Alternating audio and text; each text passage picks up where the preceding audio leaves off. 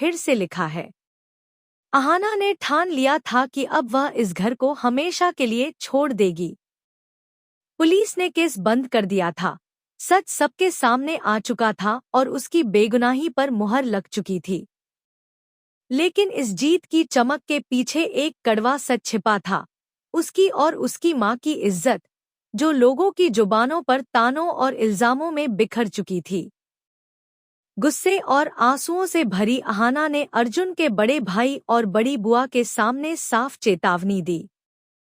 अगर अब भी अपनी हरकतों से बाज नहीं आए तो अंजाम बहुत बुरा होगा। उसकी आवाज में डर नहीं, बल्कि एक ज्वाला थी।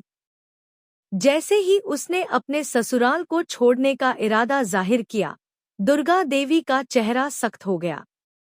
उनके दिल में हलचल मच गई और उन्होंने मन ही मन कसम खा ली कि अहाना को इस घर से जाने नहीं देंगी, चाहे इसके लिए उन्हें कुछ भी क्यों न करना पड़े। अहाना का दर्द गहरा था। उसकी आंखों से छलकते आंसुओं में वही सवाल बार बार गूंज रहा था, मैं निर्दोष साबित हो गई, मगर मेरी माँ की इज्जत पर जो दाग लग गया है वह कभी नहीं धुलेगा। लोग हमेशा यही कहेंगे कि मैंने अपनी सास की जान लेने की कोशिश की थी। ऐसे घर में रहकर मैं आखिर करूंगी क्या?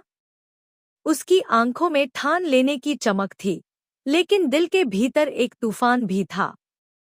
दुर्गा देवी का भी दिल पत्थर का नहीं था। उन्होंने खुद को कमरे में बंद कर लिया, मानो अपनी जिद पर मोहर लगाने के लिए। पर अहाना भी अपनी जिद पर अड़ी रही, वह इस घर को छोड़कर जाएगी।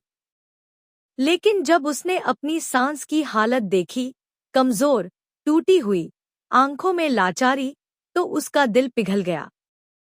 वह जानती थी कि इस अवस्था में उन्हें अकेला छोड़ना संभव नहीं है। यही वह मोड़ था जहां से कहानी ने नया रास्ता पकड़ लिया। अब जो होगा वह न सिर्फ इस घर के रिश्तों की नींव हिला देगा, बल्कि दर्शकों की सांसें भी थमा देगा।